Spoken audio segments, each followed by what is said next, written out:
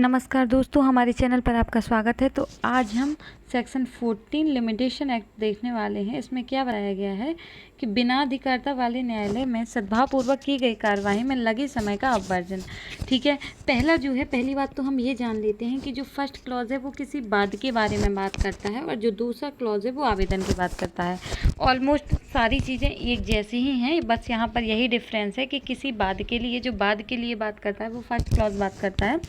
और सेकंड आवेदन के लिए करता है। आगे देखते हैं कि किसी वाद में परिसीमा काल की संगणना में उतना समय जितने समय के दौरान वादी चाहे प्रथम बार के चाहे अपील की या पुनरीक्षण न्यायालय में प्रतिवादी के तौर पर प्रतिवादी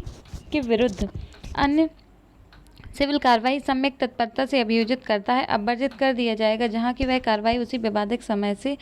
संबंधित हो और सद्भावपूर्वक किसी न्यायालय में अभियोजित की गई हो जो अधिकारिता की त्रुटि या वैसी प्रकृति के अन्य हेतुक से उसे ग्रहण करने में असमर्थ होती है। इसमें सीधी सीधी बात ये जानते हैं। पहली बात तो ये कि जो सेक्शन 14 है वो सिविल मामले में काम करती है। दूसरी बात यह है कि यदि कोई वाद किसी व्यक्ति द्वारा संस्थित किया गया है और ऐसे न्यायालय में संस्थित किया गया है जिस न्यायालय को वो जो बात संस्थित किया है उसे सुनने की अधिकारिता ही नहीं थी, और वहाँ पर जितना टाइम लगा जाएगा तो उसका क्या होगा, अपवर्जित हो जाएगा। इसको एक एग्जाम्पल से समझते हैं। जैसे आज 5 मई है, 5 मई को किसी ने क्या किया है, 5 मई है और 5 मई को किसी ने सूट किया है न्यायालय में। ठीक है, अब 5 मई से किया है तो वो चलता रहा, 1 महीना व्यतीत हो गया। फिर 6 मई को क्या होता, मई नहीं 6 महीने, जून को क्या होता है,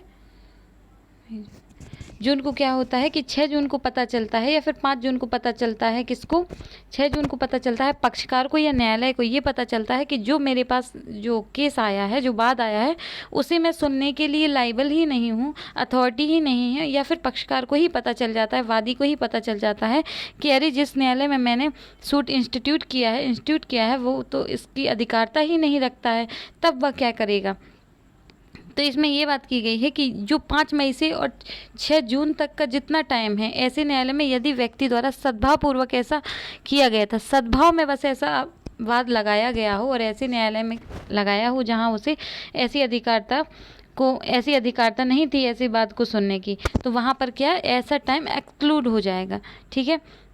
उसमें क्या हो जाता है, पर इसमें मेन बात ये भी ध्यान रखने योग्य है कि अपवर्जित किया जाएगा क्या, जहाँ की वह कार्रवाई उसी विवाद विषय से संबंधित हो जिसे जो न्यायालय है अधिकारिता नहीं रखता है एक्सेप्ट करने का। दूसरी बात इसमें ये बताई गई है कि यदि कोई आवेदन न्यायालय में संस्थित किया जाता है जिसके दौरान वादी चाहे प्रथम बार की अपील चाहे पुनरीक्षण न्यायालय में, इसमें यह है कि चाहे अपील या पुनरीक्षण न्यायालय में प्रतिवादी के तौर पर बाद में, और इसमें आवेदन के लिए है, आवेदन में जिसके दौरान वादी चाहे प्रथम बार की अपील चाहे पुनरीक्षण न्यायालय में उसी पक्षकार के विरुद्ध अनुतोष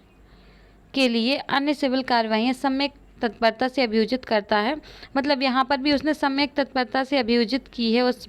व्यक्ति के विरुद्ध, और बाद में उसे पता चलता है कि न्यायालय ऐसा जो आवेदन है उसे ग्रहण करने के लिए अधिकारी नहीं है, तो फिर क्या होगा, तो ये जो जितना भी टाइम वाद या आवेदन में लगा दिया जाता है उसका अपवर्जन कर दिया जाएगा। जो थर्ड क्लॉज है वो ये बताता है कि धारा जो सीपीसी है उसके ऑर्डर 23 रूल 2 में जो भी बात लिखी है उसको हटाते हुए अब जो सेक्शन 14 का जो फर्स्ट क्लॉज है इसमें ये बताया है कि यदि ऐसा वाद संस्थित किया जाता है, न्यायालय की सहमति से ऐसा जो वाद है उसे संस्थित किया जाता है, तो ऐसा माना जाएगा कि जो वाद संस्थित किया गया है वो वैसे ही प्रभाव रखेगा जैसे कि यदि त्रुटि ना रखने वाले न्यायालय में पहले संस्थित किया गया होता। ठीक है, इसके अंतर्गत और बातें बताती हैं। इस धारा के प्रयोजन के लिए उस समय का अपवर्जन करने से जिसके दौरान कोई पूर्ववर्ती सिविल कार्रवाई लंबित थी, वह दिन जिस दिन वह कार्रवाई संस्थित की गई थी, वह दिन जिस दिन वह उसका अंत हुआ, दोनों गिन लिए जाएंगे। मतलब अपवर्जन करने में जो सिविल कार्रवाई लंबित थी, चल रही थी, उसको भी गिना जाएगा, और जिस दिन संस्थित किया गया था और जिस दिन हटाया गया था उन तीनों को गिन लिया जाएगा, और ये जो समय है अपवर्जित कर दिया जाएगा। दूसरी बात बताता है, कोई वादी या आवेदन जो किसी अपील या प्रतिरोध करता है, कोई वादी या आवेदक, ठीक है, जो किसी अपील या प्रतिरोध कर रहा हो, कार्यवाही का अभियोजन करता हुआ समझा जाएगा। तीसरी बात यह है कि पक्षकारों की या वाद हेतुकों के कुसंयोजन को अधिकारिता में त्रुटि जैसी प्रकृति का हेतुक समझा जाएगा। ठीक है, ऐसा समझा जाएगा कि अधिकारिता में त्रुटि थी। मतलब जिस व्यक्ति को जोड़ना चाहिए था उस मामले में, जो आवश्यक पक्षकार था, उसे तो छोड़ दिया है, तो उसे ये समझी जाएगी कि उस मामले में आवश्यक जो त्रुटि है वो हुई है। फिर से देखते हैं, जो 14 है वो ये बताता है, फर्स्ट क्लॉज ये बताता है, यदि किसी वाद को किसी न्यायालय में संस्थित किया जाता है और या फिर किसी आवेदन को, ये सेकंड बताता है, यदि किसी आवेदन को न्यायालय में संस्थित किया जाता है, ऐसे न्यायालय में संस्थित किया जाता है जिसे ऐसे वाद या आवेदन को, वाद यहाँ के लिए, आवेदन यहाँ के लिए, वाद या आवेदन सुनने की, ग्रहण करने की अधिकारिता नहीं थी और ऐसा व्यक्ति द्वारा सद्भाव पूर्वक किया गया है। तो जो व्यक्ति सद्भाव में रहते हुए ऐसा आवेदन या वाद लगाता है, तो जब तक वह कार्यवाही ऐसी चल रही होती है तो उस टाइम को, जितना टाइम न्यायालय में लग गया है, उस टाइम को अपवर्जित कर दिया जाएगा। मतलब वह परिसीमा काल की गणना में, लिमिटेशन में, उस टाइम को गिना नहीं जाएगा जितना सद्भाव पूर्वक किसी न्यायालय में वाद या आवेदन के लिए टाइम लग गया है। थर्ड क्लॉज है वो ये बताता है कि सीपीसी की ऑर्डर 23 रूल में किसी बात के होते हुए भी उसमें जो लिखा है उस पर प्रभावी होगा, लिमिटेशन का, ये लिमिटेशन प्रभावी होगी। उसमें ये बात बताई गई, इसमें ये बात बताया है कि जैसे एक के अधीन न्यायालय द्वारा होते हुए भी उपधारा 1 के उपबंध उस आदेश के नियम 1 के अधीन, ठीक है, अधीन न्यायालय द्वारा दी गई अनुज्ञा के आधार पर संस्थित नए वाद के संबंध में लागू होंगे। मतलब यह है कि यदि ऐसे टाइम जैसे वाद या अपील के लिए वाद या आवेदन किया गया था तो उतना टाइम अपवर्जित कर दिया जाएगा यदि न्यायालय को सक्षम अधिकारिता नहीं थी, ठीक है। परंतु जब ऐसा ख़त्म हो जाता है तो फ्रेश सूट, न्यू तरीके से वह लगाना चाहता है व्यक्ति, तो क्या है कि इसमें तीसरे में यही बताता है कि जहां उपधारा 1 के अधीन व्यक्ति न्यायालय से ऐसी अनुज्ञा ले लेता है कि मेरा जो सूट है वो गलत अधिकारिता में लग गया था और मैं सही जगह पर लगाना चाहता हूं, तो यदि न्यायालय ऐसी आज्ञा दे देता है तो फिर जो सूट फाइल होता है वह वही प्रभाव रखेगा जो पहला रखता है, यदि ऐसी किसी गलत जगह पर नहीं रखा जाएगा। सीधी सी बात यह है कि यदि नया सूट लगाया जाता है जैसे इस टाइम पे लगाया था, इसका मतलब ये तो है नहीं कि अब ये लोग